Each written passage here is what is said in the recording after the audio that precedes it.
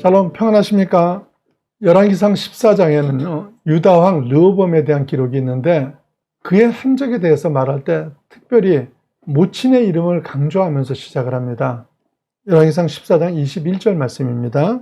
솔로몬의 아들 르호보암은 유다 왕이 되었으니 르호보암이 왕위에 오를 때 나이가 41세라. 여호와께서 자기 이름을 두시려고 이스라엘 모든 지파 가운데에서 택하신 성읍 예루살렘에서 17년 동안 다스리니라. 그의 어머니의 이름은 나아마여 암몬 사람이더라. 그래서 모친의 이름을 이렇게 분명하게 밝히고 지나가죠. 이렇게 하고는요 르호보암이 한 행적을 쭉 기록한 후에 이제 14장 29절에서 31절 말씀 보겠습니다. 르호보암의 남은 사적과 그의 행한 모든 일은 유다왕 역대지략에 기록되지 아니하였느냐? 르호보암과 여로보암 사이에 항상 전쟁이 있으니라.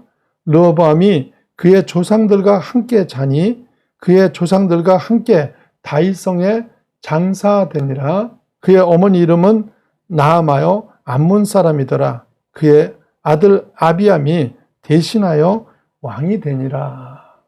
자, 이러면서 끝날 때 다시 모친의 이름을 거론을 합니다.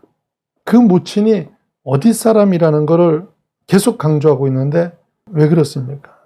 이 시대가 됐던 그 시대가 됐던요 자녀의 성장에 가장 큰 영향을 주는 건 어머니이기 때문에 그렇습니다.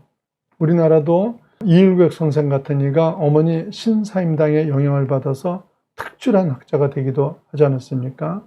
특히 유대 사회는 얼마나 어머니의 역할을 중요하게 보는지 그 사람이 유대 혈통이냐 아니냐를 결정짓는데 아버지의 혈통을 따르는 것이 아니라 아버지가 이방인이라도 어머니가 유대인이면 유대 혈통이 됩니다. 그만큼 어머니의 역할을 중요하게 보는 것입니다. 그런데 이 어머니가 해야 할 일이 뭡니까? 신명기 6장 6절과 7절 말씀입니다. 내가 오늘 네게 명하는 이 말씀을 너는 마음에 새기고 내 자녀에게 부지런히 가르치며 집에 앉았을 때든지 길을 갈 때든지 누워있을 때든지 일어날 때든지 이 말씀을 강론할 것이며 열심히 말씀을 가르치고 신앙교육을 시켜야 하는 거예요. 링컨의 어머니는 계모였음에도 불구하고요 링컨에게 말씀을 가르치고 신앙교육을 바르게 시켜가지고 링컨을 그렇게 훌륭하게 키웠던 겁니다. 하나님이 세우신 나라 이스라엘이 왕이 될 르호보암은 당연히 그런 교육을 받으면서 자랐어야 되는데 그의 모친이 어디 사람이요? 암몬 사람이었다는 거예요. 솔로몬이 많은 이방 여인과 혼인을 했는데 그 중에 가장 총애를 받던 나아마가 암몬 사람이었습니다. 그래서 왕위도 암몬 사람인 나아마의 사이에서 난 르호보암에게 넘어가게 된 것이에요. 근데 이 이방 여인은 하나님의 도성 안에까지 이방 풍습을 그대로 가지고 들어왔고 그런 영향을 받고 자란 르호보암은 별 문제의식이 없이 이방 제사를 드리면서 우상 숭배를 했던 것입니다. 그래서 열왕기상 14장 23절과 24절 말씀입니다. 이는 그들도 산 위에와 모든 푸른 나무 아래에 산당과 우상과 아세라상을 세웠습니다. 그 땅에 또 남색하는 자가 있었고 여호와께서 이스라엘 자손 앞에서 쫓아내신 국민의 모든 가증한 일을 무리가 본받아 행하였더라. 당시는 농경사회였죠. 농경사회였기 때문에 농사의 풍요를 빌기 위해서 아세라와 몰렉신을 섬겼던 겁니다. 그런데 하나님이 그토록 섬기지 말라는 우상을 섬기는 까닭은요. 왜 그러냐면은 농사에 있어서는 하나님보다는 몰렉이 낫다는 생각이 있어서 그런 거예요. 그러니까 하나님이 얼마나 싫어하겠습니까? 그래서 여호수아 24장 20절에 보시면요. 만일 너희가 여호와를 버리고 이방 신들을 섬기면 너희에게 복을 내리신 후에라도 돌이켜 너희에게 재앙을 내리시고 너희를 멸하시리라 하니 이렇게 말씀하십니다. 우상 숭배하는 사람은 복을 내렸다가도 다시 저주를 또 내리겠다고 말하고 계세요. 망하지 않으려면 철저하게 끊고 돌아서야 됩니다. 근데 우상을 이렇게 철저하게 끊으라고 했더니 제주도에 사는 김수진이라는 사람이 조계정 산하에 원명선원이라는 곳에 들어가 가지고 그 안에 있는 불상 850개의 목을 다 끊어버렸습니다.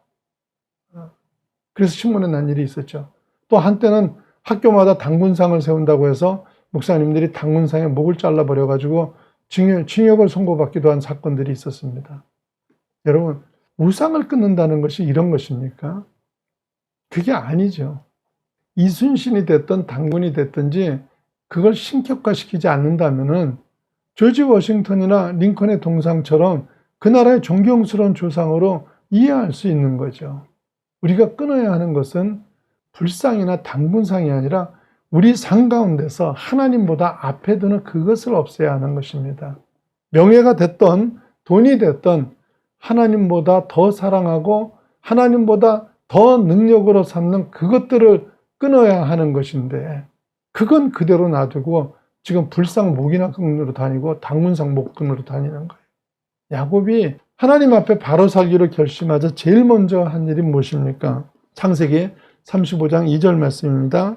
야곱이 이에 자기 집안 사람과 자기와 함께한 모든 자에게 이르되 너희 중에 있는 이방 신상들을 버리고 자신을 정결하게 하고 너희의 의복을 바꾸어 입으라 이래가지고요. 하나님 앞으로 가기 위해서 하는 것이 세 가지 있는데 이방 신상 버리고 정결케 하고 의복을 바꾸라는 거예요. 야곱의 아내들은 이방 여인들이었기 때문에 모두가 다 우상을 섬기고 있었을 텐데요. 야곱의 집안이 새로워지기 위해서는 제일 먼저 하라는 것이 우상을 버리라는 거예요. 마찬가지로 오늘날 우리도 하나님 앞에 바로 서기 위해서 가장 먼저 해야 되는 것은 우리가 이제까지 붙잡고 온 우상들을 버리는 겁니다. 그런데 왜 우상을 못 버리고 있습니까? 내 마음대로 살고 싶어서 그렇죠. 그런데 여러분요, 내 마음대로 살고 싶은 마음을 못 떨쳐버리면 이건 안 되는 거예요. 신앙과 미신의 차이가 뭐예요? 미신은 신의 비율을 맞춰서 내 목적을 얻는 거죠. 그러나 신앙은요, 하나님의 뜻을 변화시키는 것이 아니고요, 절대적인 그분의 뜻에 따라 자기 자신이 늘 변화되어 가는 것을 말하는 거예요.